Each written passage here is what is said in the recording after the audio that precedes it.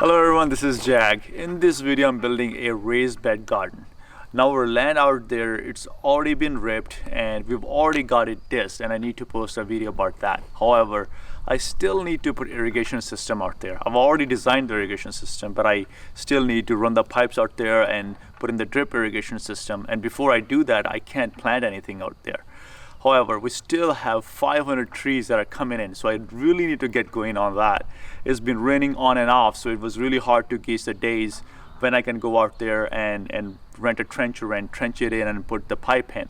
However, in this video I'm building these raised beds because they're right next to my house. So these are going to come in really handy just to pick up some herbs or some spinach or some lettuce, just to come out there and grab the greens and go inside and cook them or add them to the salad. Now to build this raised bed, I'm using these fence pickets. These are fairly cheap fence pickets. These are redwood fence pickets, so they do resist rot. However, if you buy these from Home Depot or Lowe's, they're about $3 each. However, I contacted my local lumber supply yard where they get all the reject lumber, and it has some basic, very minor surface abrasions, or they don't meet the cut, something like that. And I was able to pick up each piece for $1. So this comes in really handy, and even if they are damaged on each end or something like that, I can always cut them and still use them. So I can actually really use these redwood fence pickets. Let me show you the pile I have. Well, this is the pile of all the fence pickets I have, and these are all redwood fence pickets. And let me show you what kind of abrasions I'm talking about.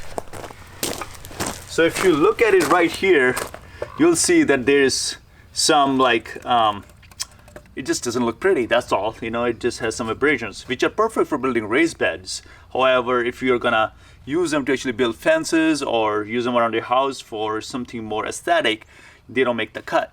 So these are fairly cheap in order to do something like this, building raised beds. So these are 5-foot long fence pickets, which are perfect for building 10-foot raised beds. So I just join two together and I make a 10-foot raised bed. But before I get into putting in the raised bed, let me show you what I've done for irrigation. So I hooked up a 3/4 inch PVC pipe to my existing sprinkler system. Then I brought this line and I'm feeding it into each one of the raised beds. And I'm putting in 4 risers in each raised beds because I want to be able to grow a variety of vegetables. So I have a 3/4 inch line coming in, and then I put in a 3/4 inch T. Then I'm using a 3/4 inch PVC pipe as a riser. Then I'm using this adapter that goes from a slip-on 3/4 inch to a threaded 3/4 inch because I want to be able to put in this riser valve. So what this does is this allows me to put in my drip tube in there. You can actually put a drip tube or a drip tape in there.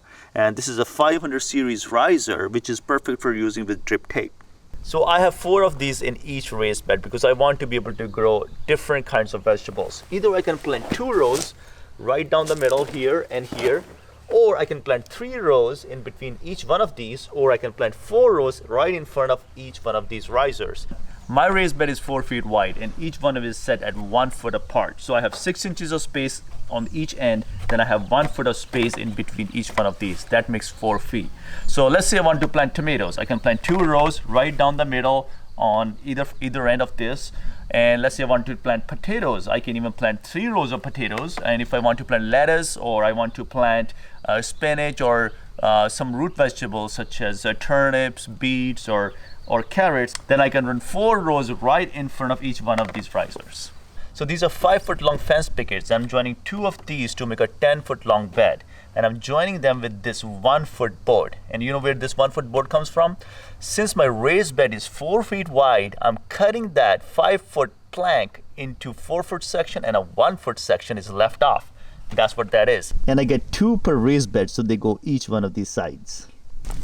So before I put in my raised bed, I'm making sure my beds are level. So they are a little bit higher on this side. So I use a leveling tool to figure out whether my raised beds are level or not. So since they're a little bit higher here, I'm just digging it in to make them level.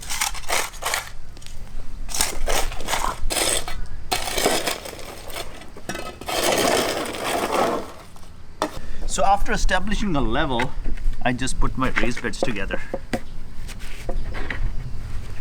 Alright, so I basically grab a screw and then I screw both of these together. And 1 screw on bottom.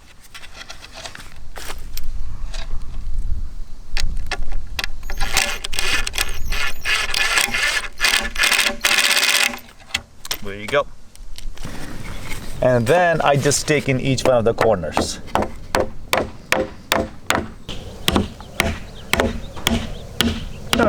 In goes the stake, and then I just simply put a screw in there to hold it in place. There you go. I also put a stake near the joint on the lens side right in the middle of the bed so that the bed doesn't bend out. So almost all of these raised beds are under the shade of this tree. So I'll be planting a lot of herbs and vegetables that love shade, such as basil and mint and lettuce and spinach, etc. When it gets really hot in summers, I can still plant spinach and lettuce under the shade of this tree because the tree keeps all this ground really cool even in the summer. All of these raised beds are in place. I have 7 of them and they're totally level and they're ready to be filled in. Now also, before I fill my raised beds in, I want to loosen up the soil that's already in there. So I'm using this Landworks tiller, which is pretty small and perfect size for working inside the raised beds. So I'm going to be using this tiller to loosen up the soil, then add compost in there, and then mix it in.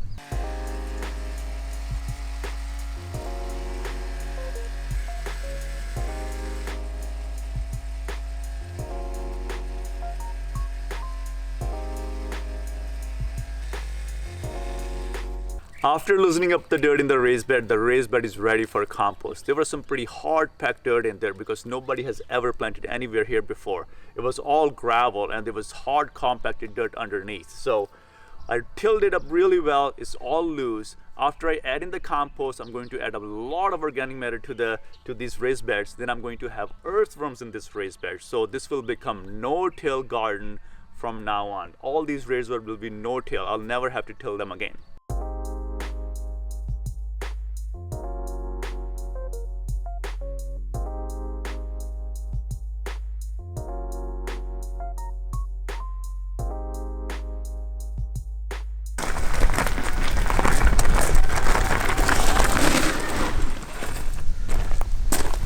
So what I'm using here is a Landworks wheelbarrow, and this is an electric wheelbarrow, which makes it much easier to load and unload and actually transport compost. So this wheelbarrow has a battery and it has a forward and reverse function as well. And this is the accelerator, which makes it go faster or slower. Well, there you go. There goes the compost. Each bed takes about 3 loads of compost, and then I just mix it in and the bed is ready to go. After mixing the compost with the soil, we have leveled it and we have planted spinach in this bed. Usually I would just plant spinach seeds directly into the bed, but we want to get a head start on growing spinach. So the last year of frost was just 2 weeks ago. So we have planted spinach seeds inside and they grew on heat mats. So they are already ready to go and planted outside. So we got a head start on all of these spinach plants. So I have a roll of drip tape here. This is a 7,500 foot roll, only for $75. So it's really, cost effective to irrigate using this drip tape. This has emitters every 6 inches and they output about 1/4 gallon an hour. So I just expanded this tape and I just put it in there, and I'm gonna screw this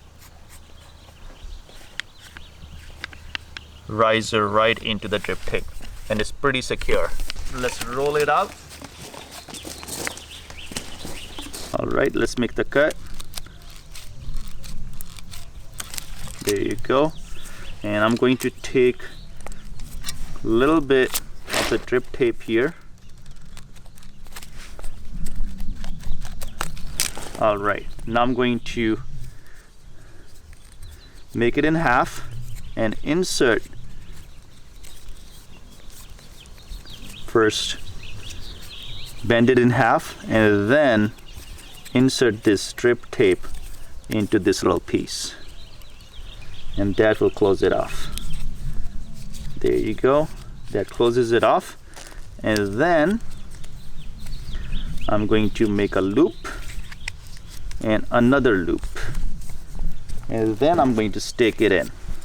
And now let's put the stake in. There you go.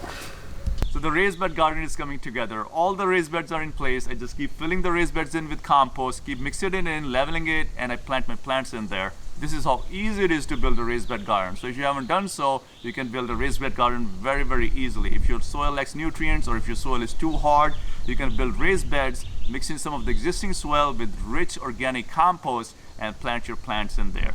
I really hope you enjoyed this video, and I'll see you in another video.